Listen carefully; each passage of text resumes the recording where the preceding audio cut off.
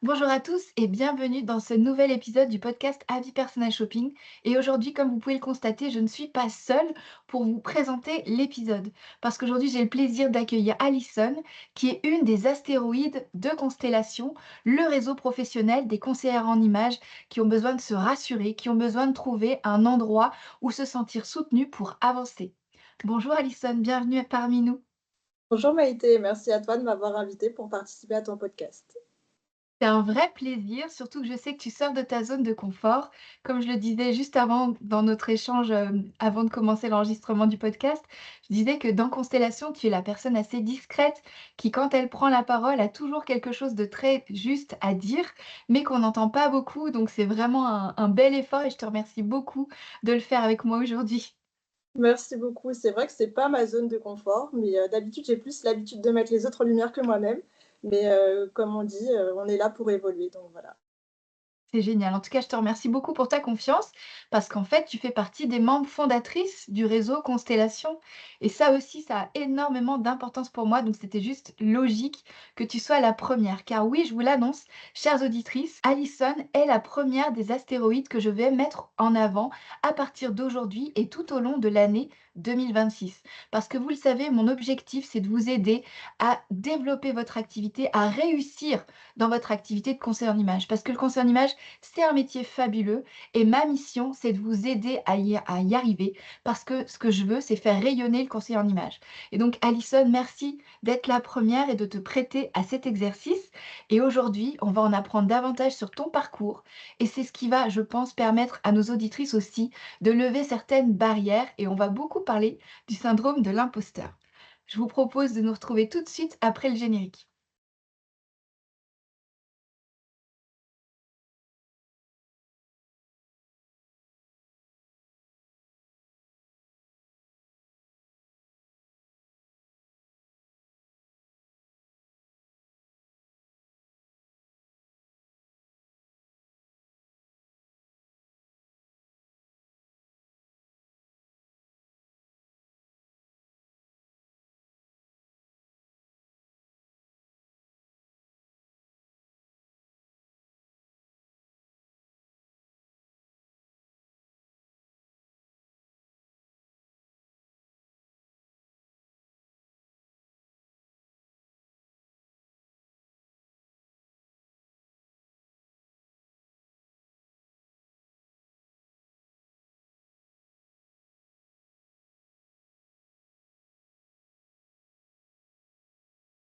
Eh bien donc, bienvenue à toi, ma chère Alison, dans cet épisode de podcast qui est là pour te mettre en lumière. Tu fais partie des étoiles du réseau Constellation et comme je le disais en introduction, c'est vraiment un plaisir pour moi de t'inviter aujourd'hui. Et on va parler donc de ton parcours d'entrepreneur. Avant toute chose, est-ce que tu peux nous expliquer qui tu es et pourquoi tu es conseillère en images aujourd'hui? Merci beaucoup Maïté. C'est gentil de me mettre en lumière, donc je vais pouvoir parler un peu de mon parcours. Parce que du coup, ça remonte maintenant.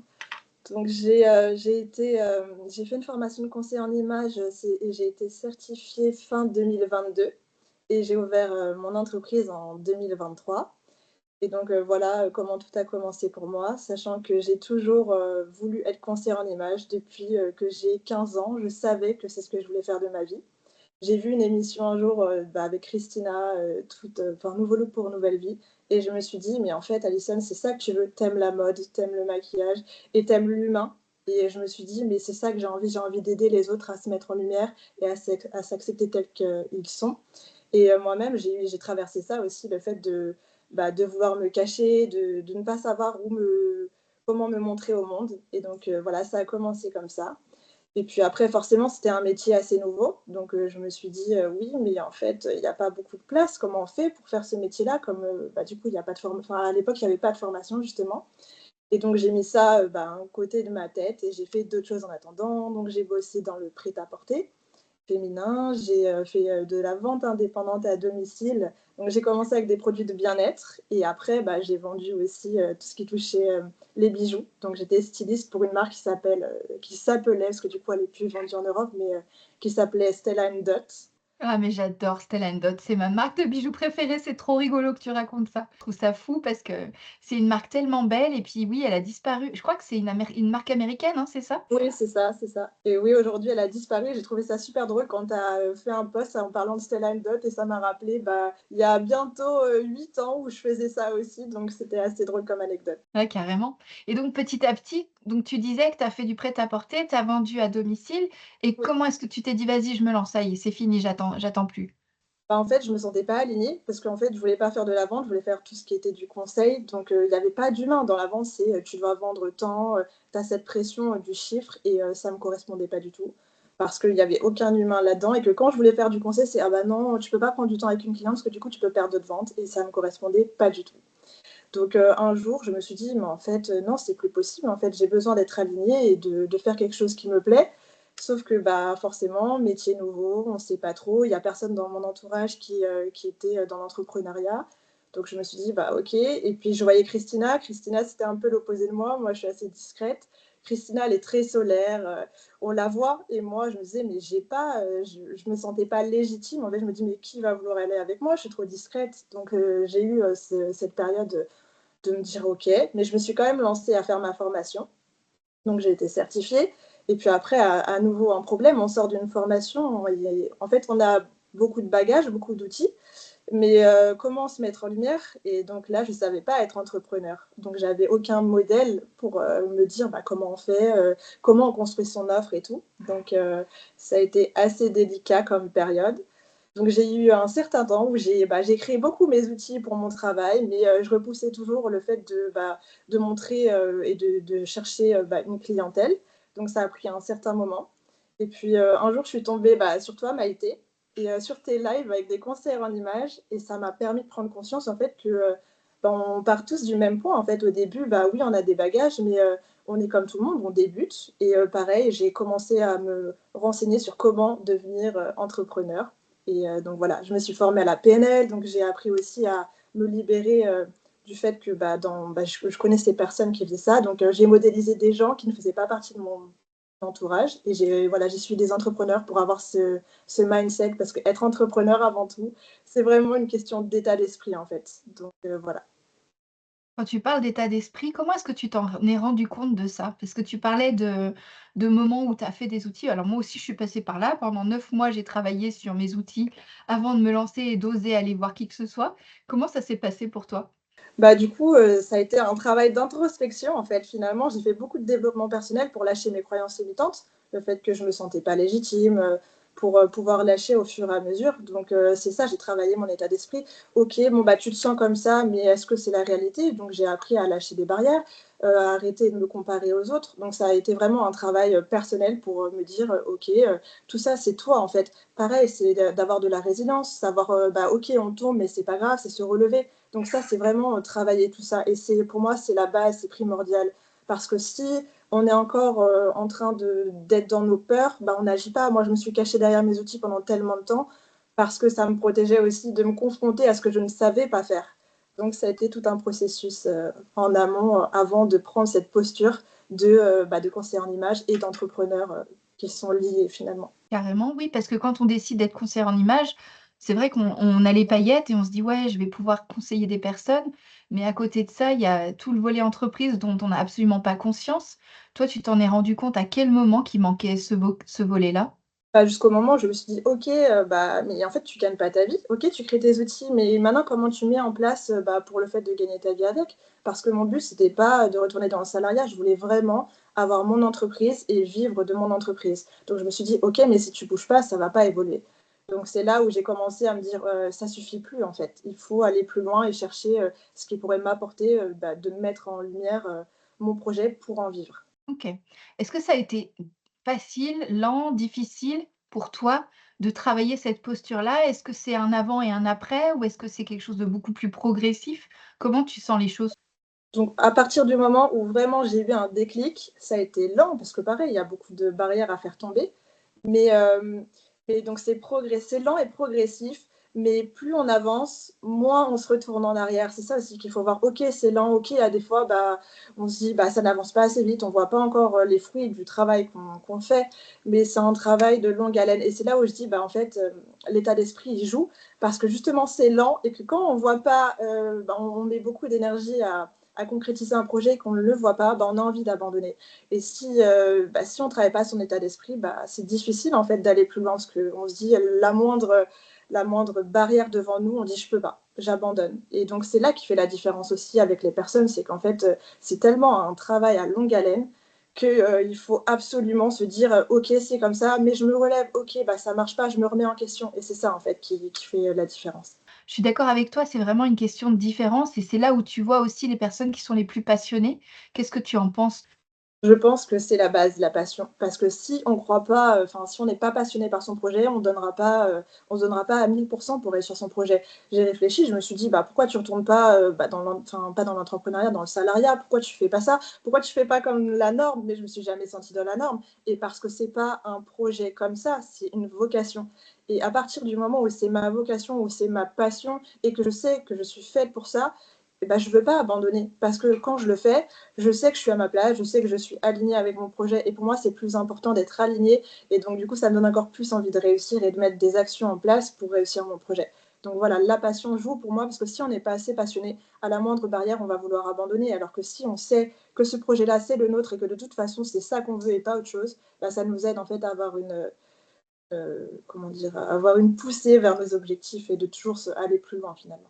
Oui, carrément et quand je t'écoute, j'entends ce côté très déterminé, très volontaire. Est-ce que tu penses que réussir en étant entrepreneur, c'est forcément une histoire de ce caractère fort ou est-ce que tu crois que l'entourage peut aussi t'aider à travailler sur, ta remise en question et sur le fait de pas lâcher? Oui, je suis d'accord que l'entourage a un gros impact, parce que moi, personnellement, je sais que j'ai beaucoup de chance d'être soutenue par les gens très très proches de moi, même si tout le monde ne comprend pas mon projet. Mon entourage très proche me comprend, donc ça m'aide aussi à tenir et à me dire mon projet est légitime, on a confiance en moi, autant que moi j'essaye d'avoir confiance en mon projet. Donc je pense que oui, l'entourage a un impact finalement. Quand on dit on est la somme des 5 personnes qui nous entourent, je trouve que c'est une phrase tellement vraie. Si on a des gens qui ne voient pas nos forces et qui nous rappellent sans arrêt nos faiblesses, nous, on ne va pas les voir en fait. Ça ne nous pousse pas à aller plus loin. Donc pour moi, oui, ça a un gros impact d'avoir des personnes quand même qui nous entourent. Même si soi-même, c'est la base. Si nous-mêmes, on ne croit pas en nous, mais d'avoir des gens qui nous soutiennent, même si ce n'est pas tout le monde, parce qu'on ne pourra jamais faire l'unanimité, mais d'avoir des personnes qui nous soutiennent, peu importe ce qu'on fait, ça aide quand même à avoir cette détermination à se dire je vais tout donner aussi, quoi. Et puis aussi à prendre du recul peut-être sur ce que tu es en train de faire parce que se remettre en question, ça nécessite aussi de prendre conscience qu'il y a besoin de se mettre en question. Comment toi tu le vis au quotidien?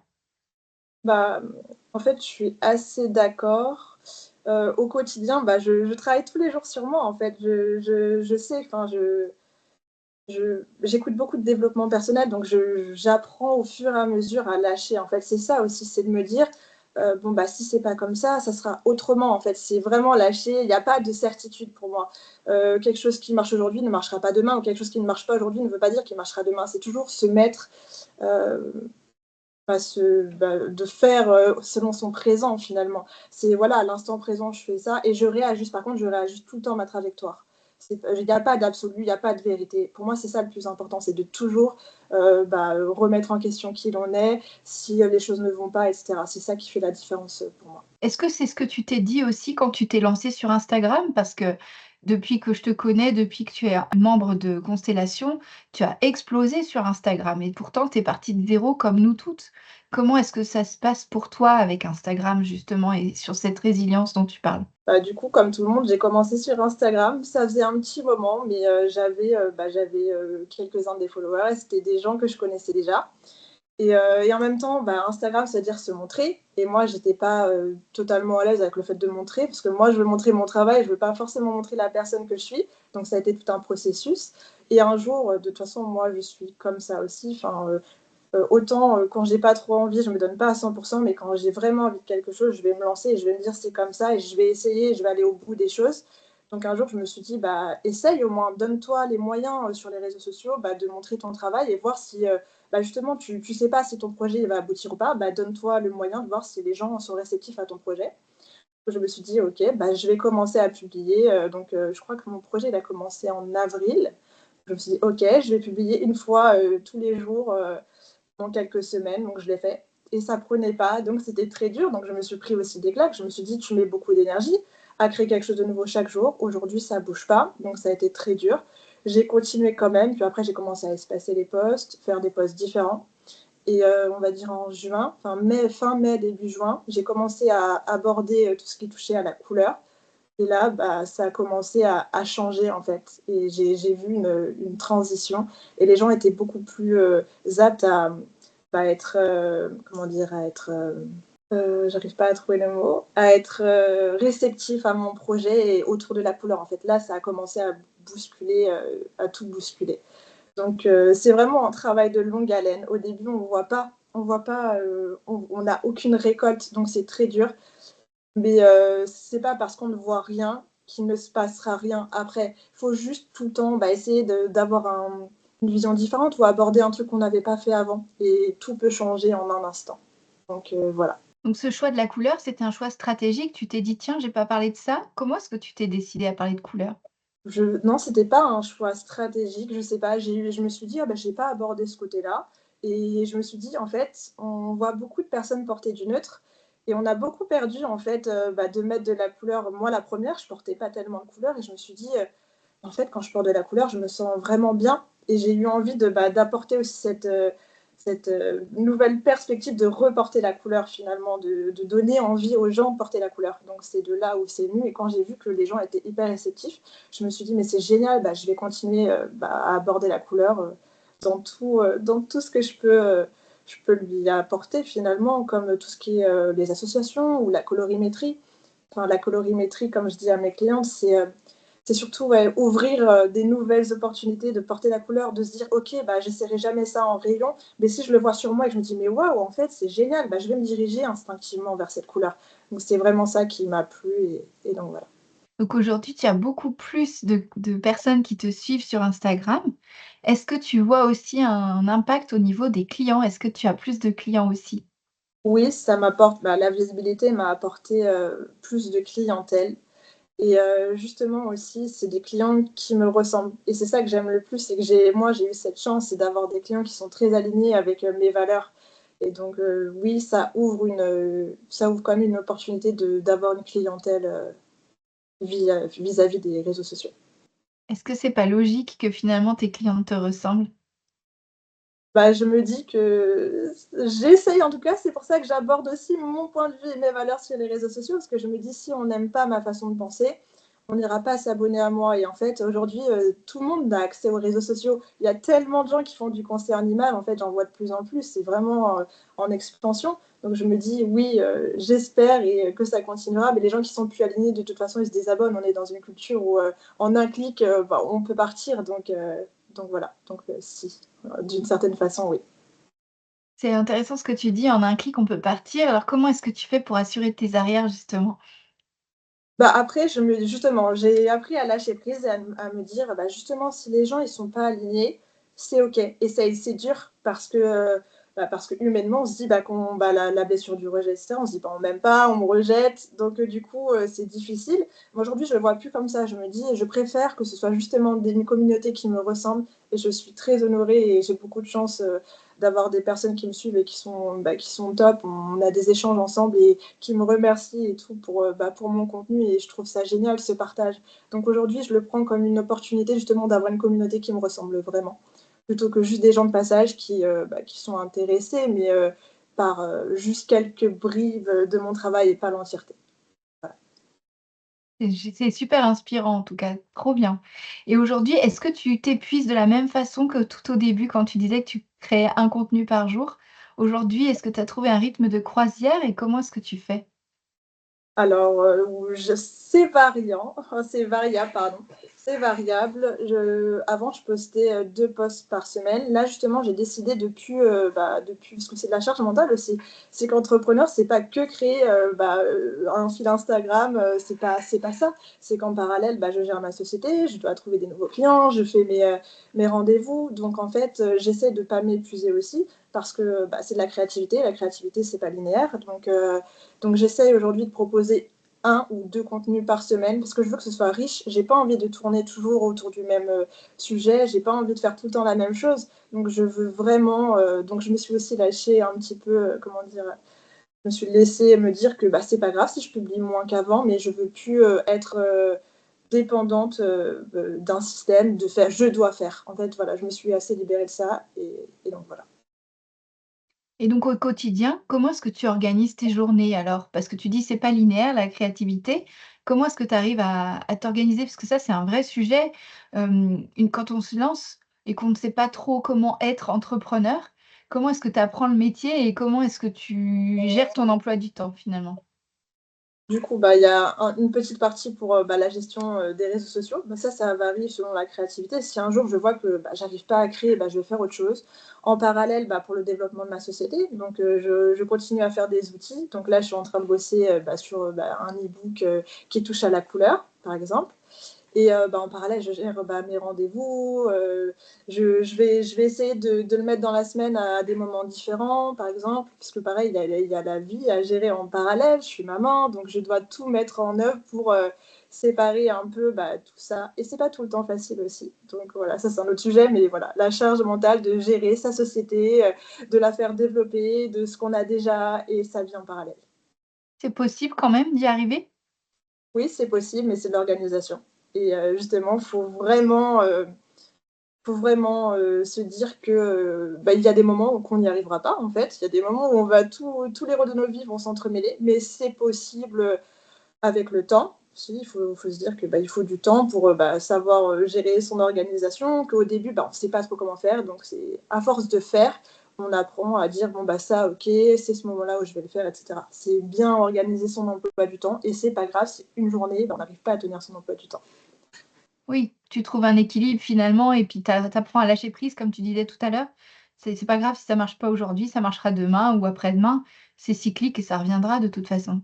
Oui, voilà, c'est ça. Je trouve que c'est le plus important parce qu'en fait, on est là, il y a des jours, on est ultra motivé et le lendemain, on se réveille, on n'a plus envie parce qu'il y a pas assez de récolte, en fait. Comme je disais tout à l'heure, c'est un travail de longue haleine, donc il y a des fois, on n'arrive plus, en fait, à se dire: «Bah non, j'investis tellement d'énergie à faire réussir mon projet et j'ai tellement peu de retombées dans les débuts qu'on a envie d'abandonner». Donc c'est vraiment cultiver, en fait, cette résilience de: «OK, c'est pas grave, des fois on tombe. Dans la vie, de toute façon, on tombe, c'est comme ça. Et c'est pas parce qu'on tombe qu'on ne pourra pas se relever. En fait, plus on tombe, plus aussi on se relève plus vite quand on est résilient. C'est apprendre aussi à avoir ses forces, etc. Donc, il faut aussi se dire que oui, des fois, on n'y arrive pas et c'est pas grave et c'est OK. Et ça veut pas dire que demain, on n'y arrivera pas. C'est ouais, cette résilience et ce lâcher prise vis-à-vis de nous-mêmes, en fait.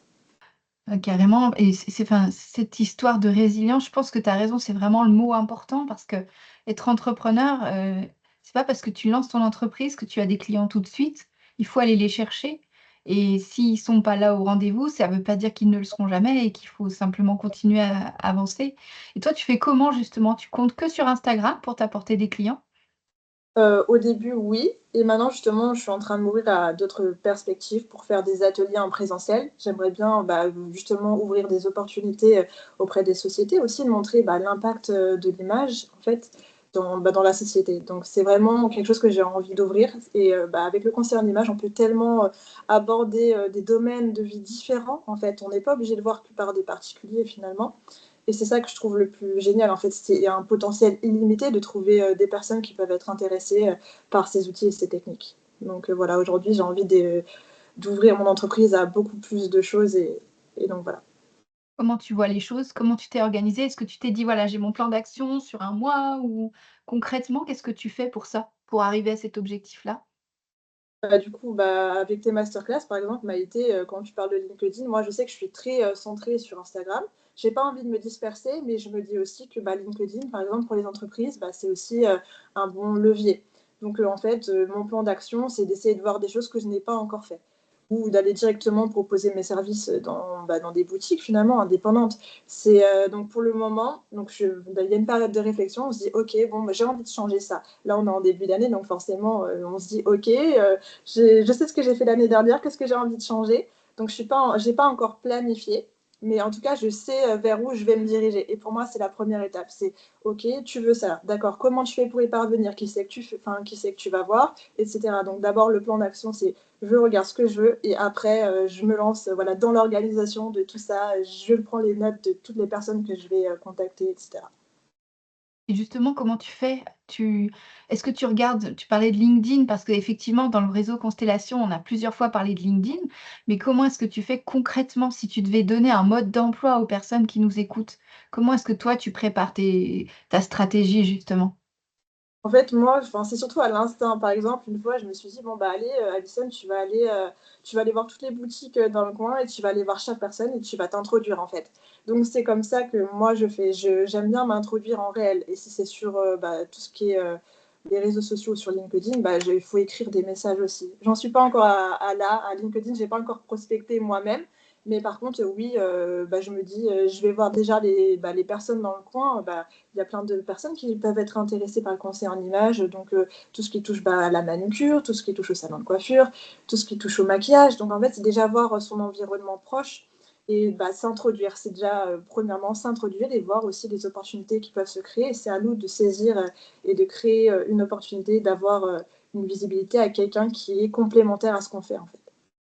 Et là, tu as déjà eu des retours par rapport à cette stratégie-là? Du coup, j'ai eu pas mal de contacts. J'ai pas eu vraiment des vrais retours. Il y a beaucoup de contacts et souvent les gens, ils sont réceptifs, mais ils ont aussi leur vie. Donc, des fois, il faut aussi se dire que c'est OK, qu'il y ait pas forcément quelque chose derrière. Mais déjà, je trouve qu'en termes de posture, ça nous apprend à s'introduire et du coup à dire, bah voilà, mon projet, il est là et mon projet, il a le droit d'exister en fait. Donc c'est s'autoriser à être conseiller en image, à avoir son entreprise et les gens sont ultra réceptifs par contre. J'ai connu des gens, donc quand je me suis introduite, ah c'est génial, j'ai toujours voulu faire ça. Enfin, ça ouvre quelque chose, même si derrière, il n'y a pas forcément une opportunité qui s'ouvre. Je trouve que en fait, on se rend compte que notre projet, il intéresse beaucoup de gens. Donc ça aide aussi à se dire, bon, bah voilà, mon projet, il a quelque chose aussi à faire valoir pour les autres. Oui, tu parlais de s'autoriser.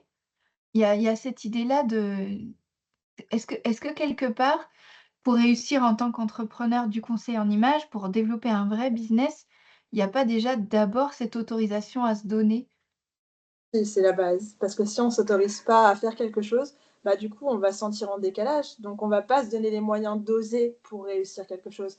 Donc, pour moi, la base, c'est s'autoriser à se dire, je suis comme ça. Et c'est OK, en fait. Et que les autres nous comprennent ou ne nous comprennent pas, moi, je m'autorise à être comme ça, peu importe ce qu'en disent les autres. Donc, c'est s'autoriser à être pour enfin oser, en fait, à faire quelque chose qui nous plaît. Oser, c'est un mot fort, c'est le mot je vous l'apprends parce que c'est encore confidentiel. Je vais en parler pendant notre soirée d'anniversaire dédiée à Constellation pour célébrer la première année d'anniversaire. On a un rendez-vous ensemble. D'ailleurs, vous pouvez encore vous inscrire si vous le souhaitez en cliquant dans la description de cet épisode. Le mot que tu viens d'employer, le mot «oser», c'est le mot phare de l'année 2026 dans Constellation. Donc, je te remercie d'avoir eu l'occasion d'aller l'explorer et de le dire. Parce que c'est vrai que c'est une thématique très forte, on en parlait encore la semaine dernière. C'est pas évident d'oser parce qu'on a beaucoup de contraintes, on a aussi beaucoup de préjugés et on a aussi cette peur du jugement justement et de la critique des autres. Tu parlais de l'entourage tout à l'heure. Tous tes plans, tous tes projets, pour l'instant, ils n'ont pas tous un résultat. Tu parles de récolte et de cette récompense qui est pas, là tout de suite. Comment tu tiens le coup et comment ton entourage t'aide à tenir le coup par rapport au manque de résultats, on va dire immédiats? Je tiens le coup parce que, comme je le disais, je suis alignée avec mon projet et que je vois quand même, OK, j'ai pas des retombées, extraordinaires. Je peux pas vivre, actuellement en entier du conseil en images, Mais je vois que, bah, plus les temps passent, enfin, plus le temps passe et plus les choses bougent, plus les gens sont intéressés. Il faut beaucoup de temps aussi à créer une relation, bah, avec, la communauté qu'on crée sur les réseaux parce qu'aujourd'hui, comme je disais tout à l'heure, Instagram, ça propose, tellement de personnes qui font la même chose que nous. Donc en fait, ces gens-là, ils suivent, ils nous suivent nous, mais ils suivent aussi toutes les autres qui font la même chose que nous. Donc comment se démarquer? Donc ça prend du temps, donc je le sais aussi, mais je vois aussi au fur et à mesure que les gens, bah, ils vont plus commenter ou ils vont plus, liker et ça, c'est un engagement aussi. Donc tout ça, ça prend du temps, mais je vois que ça change en fait. Si rien n'avait changé, je pense que j'aurais abandonné, mais je vois que mon projet, intéresse. Il faut juste du temps. Et il faut vraiment se dire que oui, c'est long et tout le monde n'a pas aussi cette chance. Moi, je sais que j'ai beaucoup de chance, de pouvoir me donner du temps à faire marcher mon projet. Mais oui, c'est long mais c'est pas impossible d'y arriver. Il faut juste, continuer et tant qu'on est tout le temps en train d'essayer de faire marcher son projet et qu'on remet en question ce qui ne va pas, pour moi, on peut y arriver. Et oui, voilà, j'ai beaucoup de chance d'avoir des personnes aussi qui sont là en me soutenant derrière et qui, bah, quand je tombe, voilà, qui m'aident aussi à me relever et je sais aussi, cette chance que tout le monde n'a pas.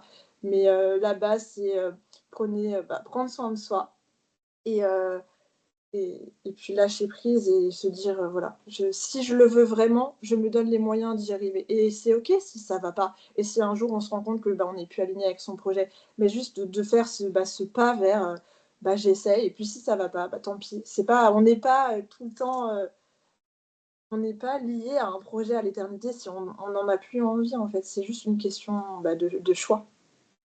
Oui, et puis surtout, c'est toi qui es le chef finalement, tu es le maître à bord, le capitaine, donc tu peux aussi décider d'orienter différemment le gouvernail en fonction de là où tu veux aller.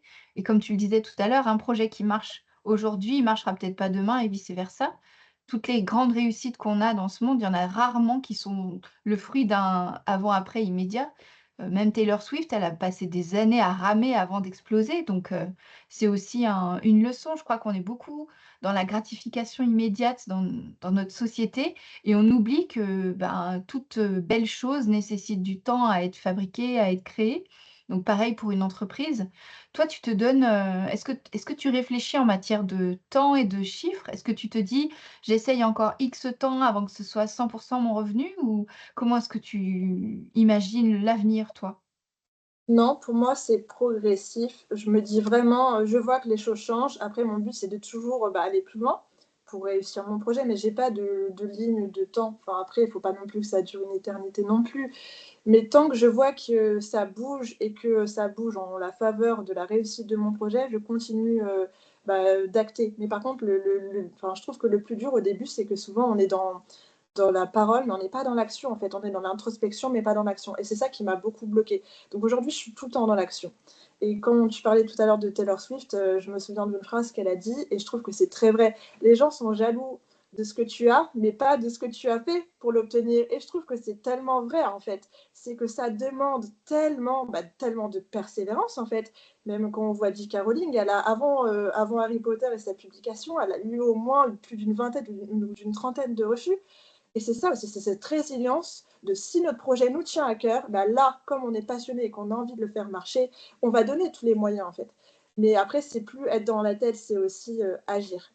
Et c'est ça qui fait la différence. Moi, tant que je suis dans l'action et que j'ai quand même bah, des signaux faibles que mon projet prend, ou que bah voilà, maintenant je commence à avoir une clientèle, donc je sais que mon projet, je peux en faire quelque chose.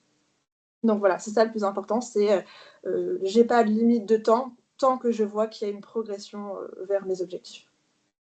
Génial. Puis j'adore ta référence à Harry Potter parce qu'effectivement, c'est incroyable. Elle a quand même eu une vie super difficile avant d'exploser et on l'oublie en fait. Là, on voit juste la femme milliardaire qu'elle est devenue, et cetera. Mais il y a eu tellement d'efforts avant pour pouvoir y arriver. Donc, je te remercie d'avoir repris cet exemple-là.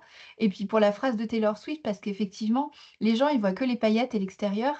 Et n'oubliez pas que derrière chaque image, il y a toujours une personne, une vie, un entourage aussi potentiellement, donc c'est vrai qu'on l'oublie, mais le fait de montrer que l'image «positive» entre guillemets est lisse, on oublie tout ça et cette authenticité-là, elle manque aussi.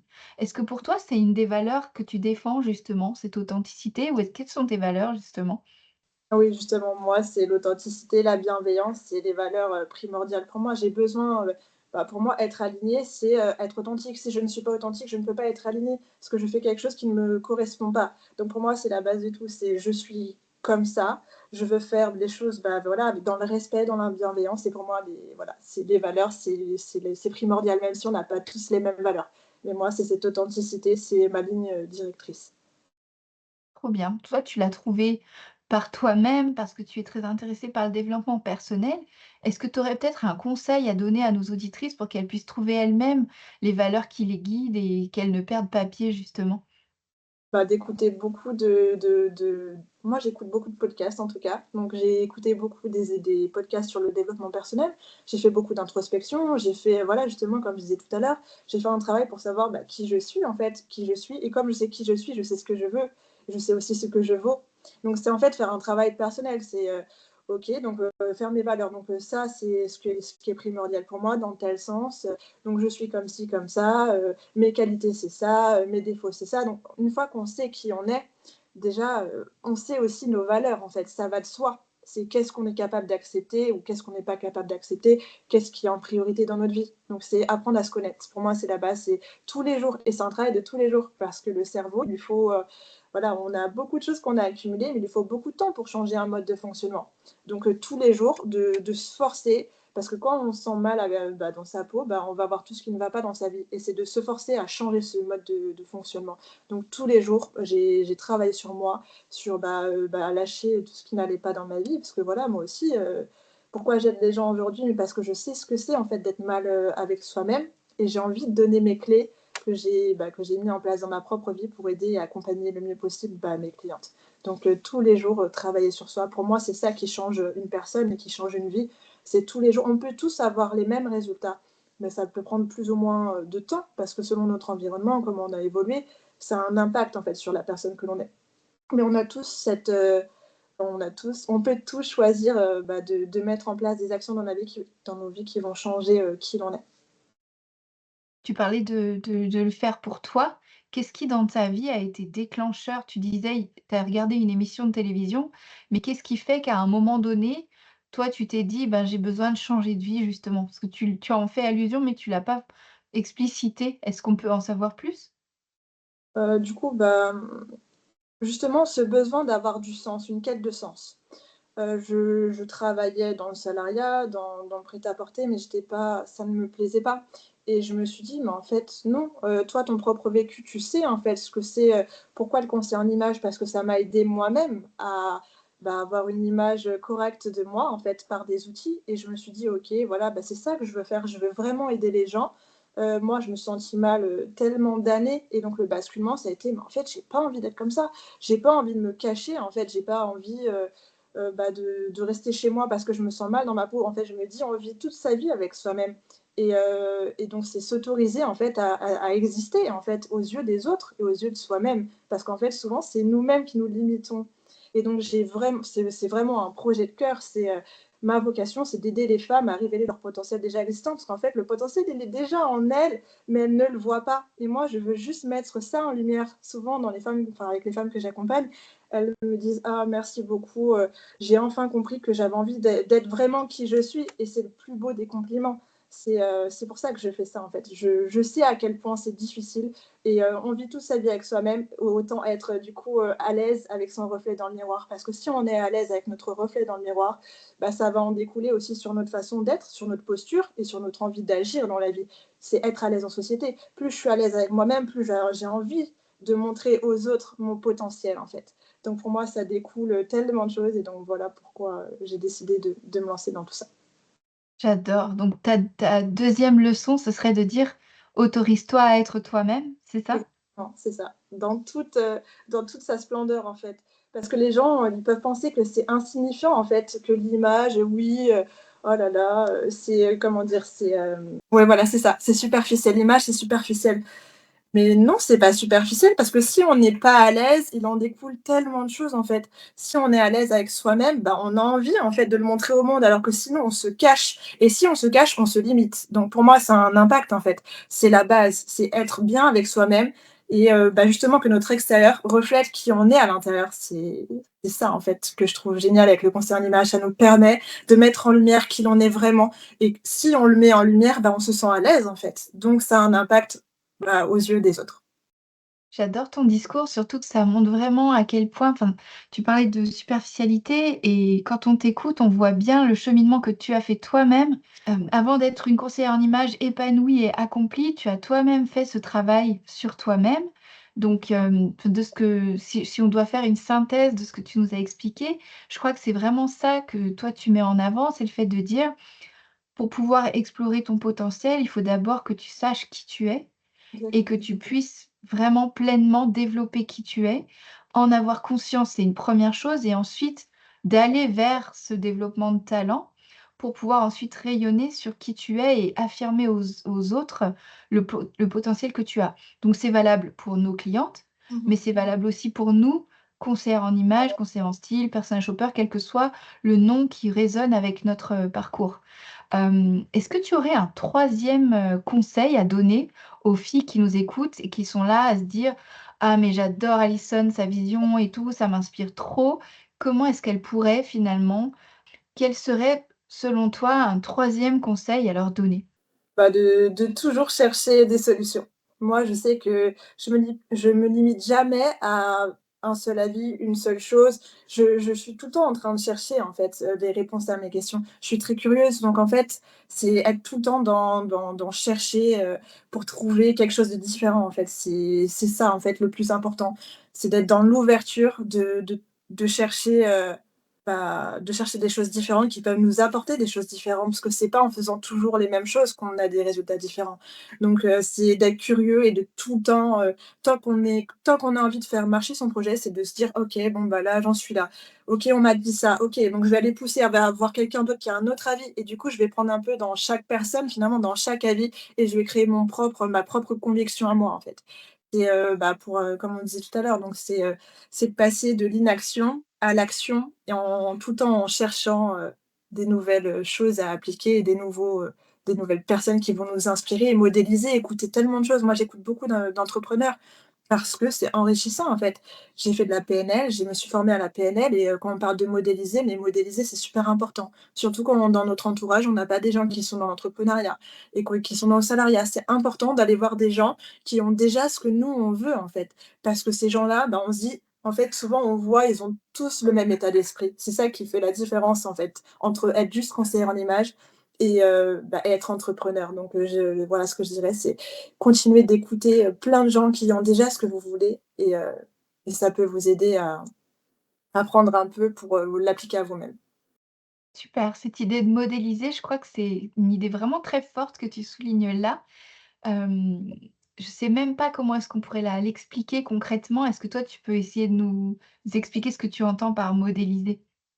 Pour moi, modéliser, c'est prendre, de prendre, par exemple, la vie, s'intéresser à une personne qui a quelque chose, que l'on aimerait obtenir.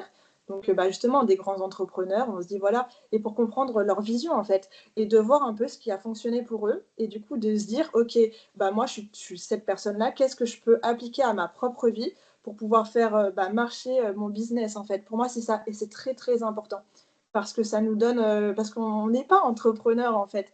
Donc, quand on commence à s'intéresser à tous ces entrepreneurs, on se dit: «Mais waouh!» l'état d'esprit, souvent, il y a des choses qu'on dit: «Ah mais lui, il a ça, mais en fait, lui aussi» et donc on se dit: «Mais c'est ça, du coup, c'est ça la recette, c'est trouver sa propre recette à l'appliquer à soi-même» et du coup, d'écouter plein de gens qui ont cet état d'esprit entrepreneurial, quoi. Top, trop bien. Eh bien, écoute, c'est passionnant et je te remercie d'avoir à ce point mis en avant la posture d'entrepreneur parce que c'est le fer de lance de ce podcast de justement travailler la posture d'entrepreneur. Donc ça ne pouvait pas mieux tomber. On arrive sur la fin de notre épisode et tu as énormément partagé avec nous. Je te remercie beaucoup pour ça, Alison. Est-ce qu'il y a un dernier truc que tu voudrais dire aux filles qui nous écoutent, qui te paraît important et qu'on n'a pas encore abordé jusqu'à maintenant? Je pense qu'on a fait pas mal le tour de tout ce que ça impliquait. Pour moi, le plus important, c'est vraiment, autorisez-vous à oser des choses, en fait, parce que c'est ça le plus dur, en fait. Au début, on est là, on se dit: «Bah oui, mais je sais pas comment faire. Et quand on se dit je sais pas comment faire, bah, on ne fait rien en fait, on reste dans l'inaction. Donc déjà, c'est d'avoir ce déclic, de passer de l'introspection à l'action. Déjà, c'est la première étape pour moi. Et après aussi, donc, la base de tout, comme on disait tout à l'heure, c'est de savoir qui on est, de savoir ce qu'on veut, pour après trouver des solutions. Parce qu'en fait, si c'est trop vague dans notre tête, on ne sait pas vers où se diriger. Et c'est aussi d'être dans l'instant présent. En fait, c'est bien d'avoir une vision large, enfin sur le long terme, mais en même temps, on peut s'y perdre aussi. En voyant trop grand, on peut se sentir submergé en fait, par l'instant présent en se disant mais oui, mais non, en fait, ça me fait trop peur, je l'ai pas, je ne saurais pas comment gérer. Donc, c'est trouver un équilibre entre une vision de ce qu'on veut, mais assez large pour chaque jour qu'on puisse créer notre chemin nous-mêmes aussi, en fait. Voilà, c'est quelque chose de long, c'est savoir, c'est un petit peu une partie entre savoir qui l'on est pour construire son projet et savoir ce que l'on veut, ce que l'on veut obtenir et comment y parvenir. Donc voilà, je pense Génial. tous de réussir à aller vers la concrétisation de vos projets et c'est possible si vous avez vraiment envie d'y arriver. Et puis surtout, tu parles de chemin et chaque chemin est différent, quoi. Donc, c'est une chouette conclusion. Je te remercie beaucoup pour ça. Et je vous rappelle qu'Alison fait partie des astéroïdes fondatrices du réseau Constellation, un réseau qui est né voici 1 an. Et si vous écoutez ce podcast et que ça vous intéresse, vous aussi, de rejoindre cette communauté de femmes passionnées par le conseil en images, par leur métier et déterminées à réussir, alors à ce moment-là, je vous invite à aller cliquer sur le lien qui présente le réseau professionnel. Ou encore mieux, si vous écoutez cet épisode et que nous ne sommes pas encore le 29 janvier à 19h, à participer à notre soirée d'anniversaire. C'est une soirée d'anniversaire qui est ouverte à toutes. Les places sont cependant limitées pour garantir une qualité d'échange. Vous le savez, la qualité, c'est vraiment hyper important de mon point de vue. Et donc, mon objectif, c'est de vous apporter dans cette soirée un moment pour que vous puissiez rencontrer les autres astéroïdes, découvrir le réseau professionnel, l'ambiance et puis, bien entendu aussi, le programme prometteur de 2026, parce qu'il sera sous le signe de l'audace, le fait d'oser prendre sa place. Et tu parlais de s'autoriser, on est vraiment là-dessus. Donc, cliquez, inscrivez-vous si, encore une fois, la date n'est pas passée. Et si jamais la date est déjà passée, alors venez découvrir le réseau en cliquant sur le lien qui se trouve dans la description de cet épisode. Alors, comment ça s'est passé pour toi? Tout d'abord, merci encore à toi, Maïté, de m'avoir invité pour cet épisode. Et je voulais quand même dire aussi quelque chose d'important, c'est que tu as fait partie de mon déclic, en fait, pour enfin oser à aller dans l'action. Donc, merci encore à toi et à Constellation. Et du coup, je suis contente de l'avoir fait parce que justement, si je fais aussi ce métier, c'est pour partager, en fait. J'ai tellement envie de partager. Si mon parcours peut aider des personnes qui ont vécu les mêmes questionnements que moi, c'est la plus belle chose. Donc, c'est pour ça que ça m'aide aussi à me dépasser. J'ai vraiment envie et cette vocation d'aider les autres à enfin prendre conscience de leur plein pouvoir personnel. Merci encore. Génial. Ah génial, je te remercie beaucoup. Merci de nous avoir suivis. Merci encore énormément à Alison d'avoir été avec nous aujourd'hui. Si vous voulez lui poser des questions, son Insta, Tout à ton image, by Alison. c'est un vrai plaisir. Et puis, si ça vous a plu, n'oubliez pas de noter 5 étoiles, de vous abonner. Et je vous souhaite une merveilleuse semaine. On se retrouve la semaine prochaine pour un nouvel épisode. À la semaine prochaine!